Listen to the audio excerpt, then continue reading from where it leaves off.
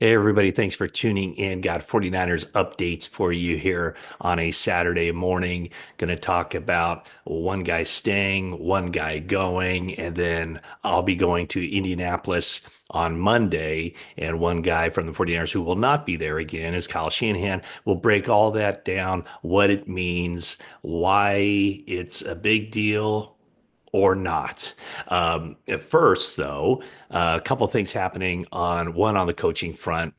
Brandon Staley, as expected, not returning to the 49ers next season. He has been hired as the defensive coordinator of the New Orleans Saints, rejoining Kellen Moore, who's now the head coach of the Saints. And by the way, 49ers do play the Saints next season. So Brandon Staley will be calling the shots on defense for the Saints against Kyle Shanahan's offense. One thing as far as GM candidate, Josh Williams. He is the 49ers director of scouting and football operations. He was a finalist for the GM job with the Jacksonville Jaguars. He'll be remaining put with the 49ers as the Jaguars go in a different direction there. 49ers would have received a couple of draft pick compensation for Josh Williams potentially leaving as general manager, just as they picked up draft pick compensation for some other people who have left in recent years.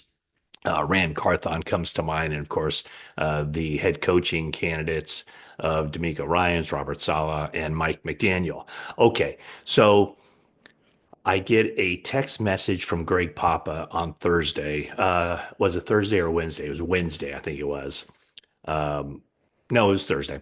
And I had just gotten off the radio with Greg on KNBR. And I had said I would be shocked if Kyle Shanahan goes. I don't know if I said shocked. I think I'd be really surprised if Kyle Shanahan goes to the NFL scouting combine.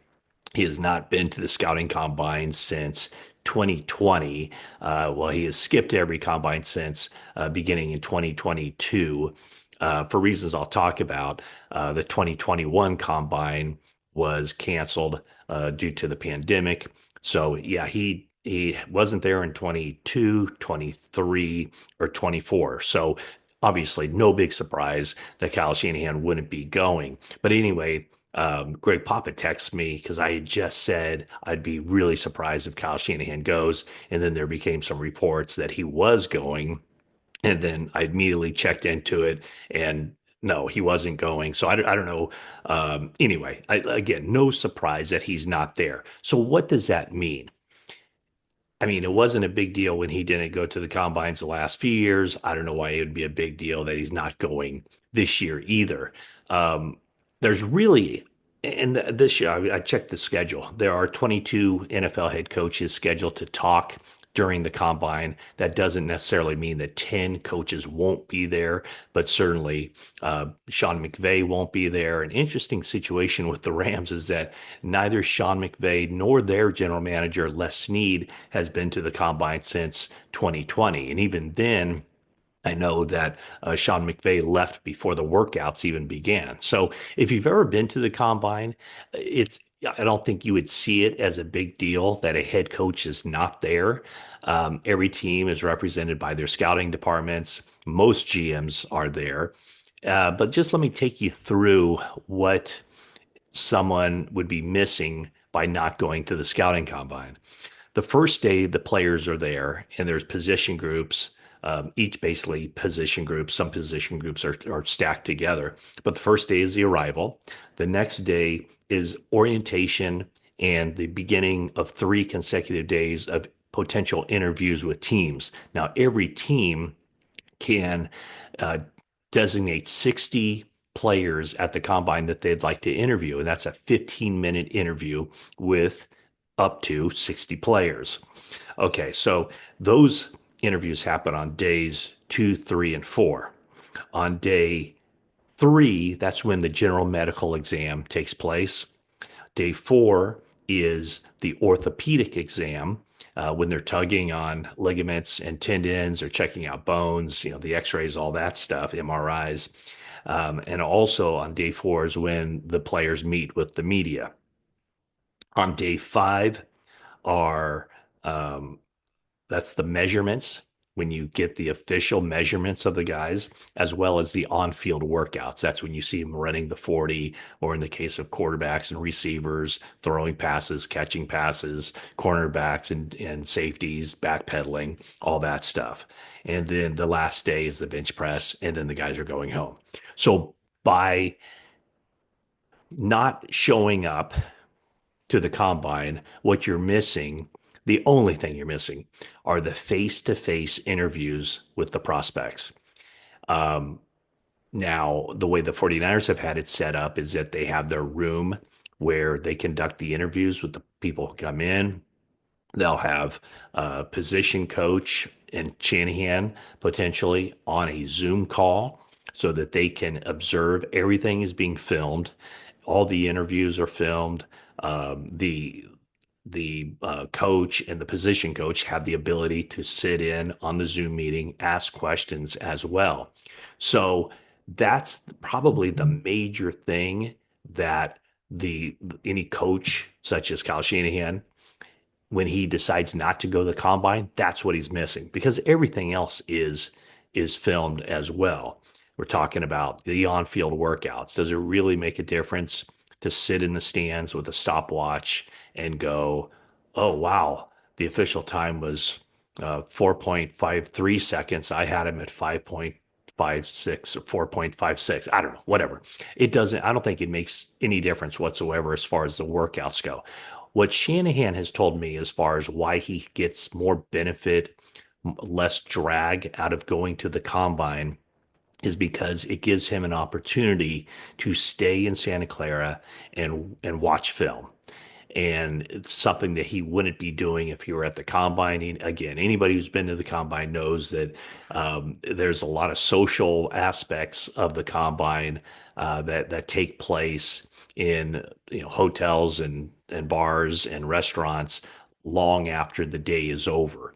And so that's, I don't know if that's the only thing you're missing, but I guess that social aspect of it, kind of the NFL convention, as well as the in-person interviews. But all the other stuff I've talked about, the medical exams, that everybody has told me, GMs in particular, when it comes to the evaluation, the most important part of the combine are the medical exams.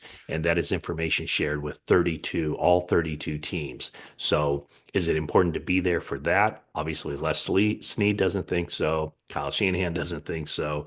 Um, I mean, I guess people who would say he should be there are talking about the on-field workouts. But again, I mean, you and I watching on TV probably see more than what the people in the building see as far as the on-field workouts. And again, all that stuff is being filmed. So those films, those tapes are available to everybody in the NFL who works for an NFL team. And the other part of it would be like the time drag of it. If the on-field workouts, say, let's just go 4 hours, it takes from getting there to sitting down to watching to the time spent in between each individual. It's, let's just say, if that's 4 hours, you can probably watch the same amount of film and see the same thing if you're watching film in an hour. So what Shanahan has thought is that watching, there's no substitute for watching the film, seeing how good of a football player he is. And it also, remember, free agency starts pretty soon. And so the coaching staff always gets a late start on free agency, a late start in the draft because their season just wrapped up the first week of January. So it enables the coaching staff to look at the players who are going to become available in free agency, as well as the players in the draft. And as we all know, there's plenty of time to get to know the prospects. I don't know that that is necessarily Kyle Shanahan's forte, but the position coaches spend a lot of time making phone calls, getting on Zooms with the draft prospects. Bobby Turner, 49ers running backs coach, is very famous for spending a lot of time always on the phone talking to these guys. And as I mentioned, Bobby Turner, this is a year where there is tremendous depth at the running back position, and the 49ers might find themselves looking to draft a running back at some point on day three, or certainly signing one or two of these players as undrafted rookies. The other part about the 49ers is I don't know if there's a misconception at all, but Kyle Shanahan does not run the draft. That is John Lynch's baby. He is the general manager and he oversees the personnel department. Obviously, he leans heavily on Tariq Ahmad and RJ Gillen. Ahmad, who has the long history of preparing the draft. But this is John Lynch's baby, and that is contractual.